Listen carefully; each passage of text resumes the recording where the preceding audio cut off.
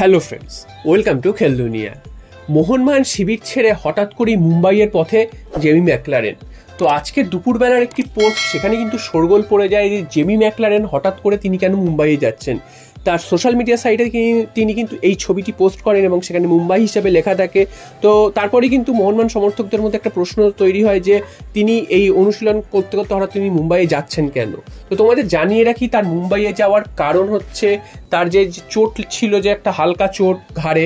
তো সেই চোটটা নিয়ে কিন্তু মোহনবাগান ম্যানেজমেন্ট একদমই রিস্ক নিতে চাইছে না। তারা কিন্তু চাইছে এই চোটটি যত তাড়াতাড়ি সারিয়ে তিনি যাতে মাঠে ফিরতে পারেন।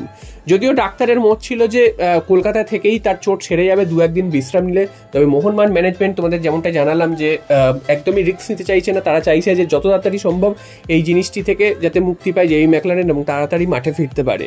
তাই জন্য তাকে কিন্তু মুম্বাইয়ে পাঠানো হয়েছে। সেখানে কিন্তু চিকিৎসক রয়েছেন, সেই চিকিৎসকের পরামর্শ নিয়ে তিনি হয়তো এক দুদিনের মধ্যেই আবার কলকাতায় ফিরে আসবেন এবং তারপর তিনি কিন্তু অনুশীলনেও যোগ দেবেন।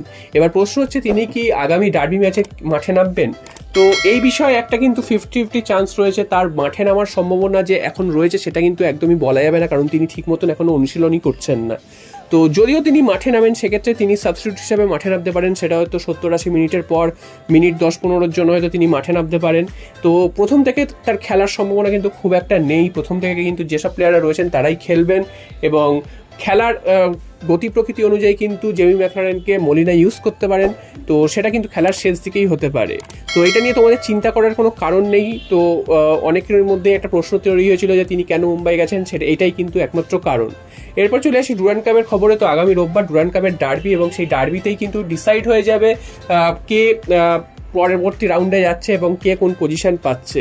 কারণ তোমরা জানো যে ফার্স্ট যে হবে প্রত্যেকটা গ্রুপে তারা তো অবশ্যই কোয়ার্টার ফাইনালে যাবে। এছাড়াও কিন্তু 6টা গ্রুপ থেকে 2জন runners up, best runners up তারা কিন্তু কোয়ার্টার ফাইনালে যাবে। তো এখানে কিন্তু মোহনবাগান এবং ইস্টবেঙ্গল দুজনই 6 পয়েন্ট নিয়ে কিন্তু রয়েছে, যদিও মোহনবাগানের গোল পার্থক্য 7 এবং ইস্টবেঙ্গলের কিন্তু 4।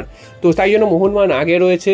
তো এবার প্রশ্ন হচ্ছে যদি কেউ হেরে যায় এই দুজনের মধ্যে, মানে এই ডার্বিতে যদি কেউ জেতে কেউ হারে, সেক্ষেত্রে কি হতে পারে। তো এক্ষেত্রে তোমাদের জানিয়ে রাখি, যেই হারুক বা যেই জিতুক বা যদি ড্র হয় তাহলে কিন্তু দুজনেই পরবর্তী রাউন্ডে যাবে। এখনো অব্দি যা স্ট্যান্ডিং, যদিও মোহনবাগান যদি হেরে যায় কোনোভাবে তাহলেও কিন্তু মোহনবাগান যাচ্ছে, এটা কিন্তু শিওর। কারণ মোহনবাগানের গোল ডিফারেন্স অনেকটাই বেশি এবং 7 পয়েন্ট নিয়ে অলরেডি কিন্তু পাঞ্জাব এফসি তারা কিন্তু চলে গেছে নেক্সট রাউন্ডে এবং তাদের কেরালা ব্লাস্টার্স এবং পাঞ্জাব এফসির গ্রুপ থেকে কিন্তু দুজনেই গেছে।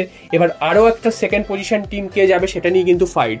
এবার এখানে কিন্তু রয়েছে 2-3টে টিম রয়েছে। যদি মোহনবাগান কোনো ক্ষেত্রে হেরে যায় সেক্ষেত্রে মোহনবাগান সেকেন্ড পজিশনে শেষ করবে, কিন্তু মোহনবাগানের যাওয়া পাকা হয়ে যাবে কারণ মোহনবাগানের গোল পার্থক্য বেশি। উল্টো দিকে ইস্টবেঙ্গল যদি হেরে যায়, ইস্টবেঙ্গল যদি সেকেন্ড পজিশনে শেষ করে, সেক্ষেত্রে দেখবে যে ইস্টবেঙ্গল কত গোলের ব্যবধানে হারছে। যদি বেশি গোলের ব্যবধানে হারে সেক্ষেত্রে কিন্তু ইস্টবেঙ্গলের একটা ভয় রয়েছে, কারণ তারা কিন্তু ছিটকেও যেতে পারে।